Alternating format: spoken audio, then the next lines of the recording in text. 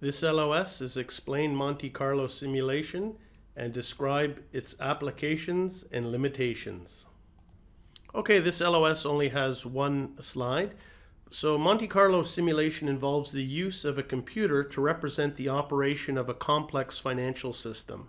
A characteristic feature of Monte Carlo simulation is the generation of a large number of random samples from a specified probability distribution to represent the operation of risk in the system.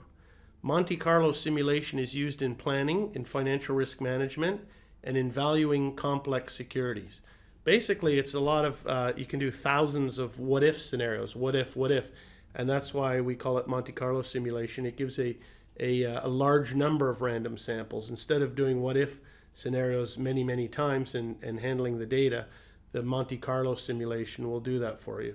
If there's an Excel add-in called Crystal Ball, so if anyone's ever familiar with Excel or running Monte Carlo simulations in Excel using Crystal Ball, you'd be very familiar with what's happening here. Okay, so Monte Carlo simulation is a complement to analytical methods, but provides only statistical estimates, not exact results. The output from a Monte Carlo simulation will be a distribution, and from that distribution you can make some probability estimates. Okay, so historical simulation is an established alternative to Monte Carlo simulation in that one implementation involves repeated sampling from historical data series.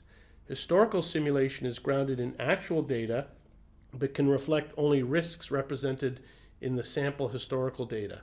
So there's something that could happen in the future that hasn't happened in the past, and that wouldn't be captured by doing a Monte Carlo simulation using only historical data.